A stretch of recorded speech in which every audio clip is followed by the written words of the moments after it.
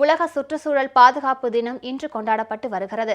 தமிழ்நாட்டின் பல்வேறு பகுதிகளிலும் மரக்கன்றுகள் நடும் பணிகள் தொடங்கப்பட்டன.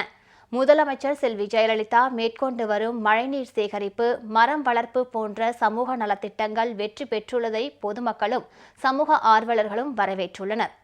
எதிர்கால சந்ததியினருக்கு நீர் ஆதாரங்களையும் தூய்மையான சுற்றுச்சூழலையும் பாதுகாப்பாக சேமித்து வைப்பதன் அவசியத்தை வலியுறுத்தும் வகையில் உலக சுற்றுச்சூழல் பாதுகாப்பு தினம் இன்று கொண்டாடப்படுகிறது.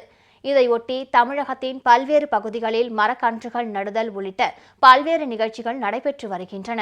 தஞ்சை மாவட்டத்தில் கடந்த 2014ஆம் ஆண்டு செப்டம்பர் மாதம் 9ஆம் தேதி 30 லட்சம் மரக்கன்றுகளை வளர்க்கும் திட்டத்தை முதலமைச்சர் செல்வி ஜெயலலிதா தலைமையிலான தமிழக அரசு தொடங்கி வைத்தது.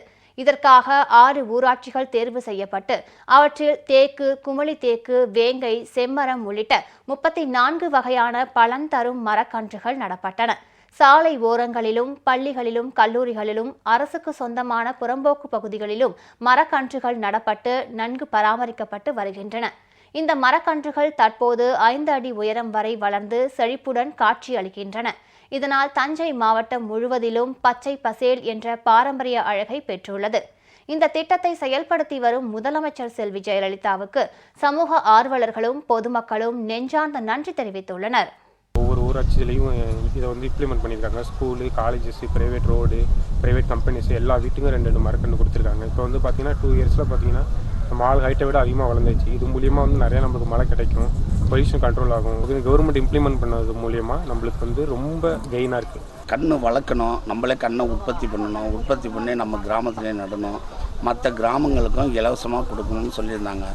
அது மாதிரி நாங்கள் கிட்ட 1.5 லட்சம் கன்று உற்பத்தி பண்ணி எங்கள் கிராமத்திலே ஒரு 7000 கன்று நட்டுருக்கோம். இந்த தோட்டத்திலலாம் இதேமாதிரி கன்று வச்சு நல்லா உற்பத்தி பண்ணியிருக்கோம்.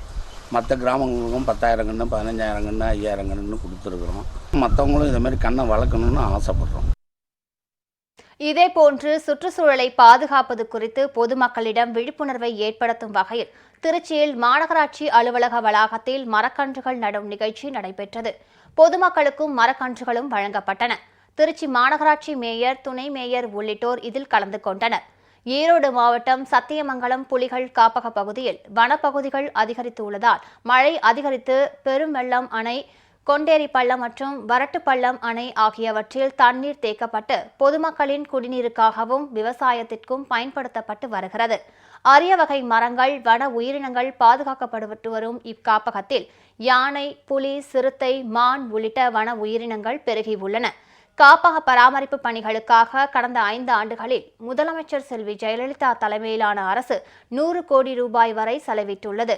பள்ளி மாணவ மாணவிகளிடையே மரம் வளர்க்கும் ஆர்வத்தை அதிகரிக்க அரசு மேற்கொண்டுள்ள நடவடிக்கைகளால் மாணவ மாணவிகளிடையே மரம் வளர்ப்பதில் ஆர்வம் ஏற்பட்டுள்ளது.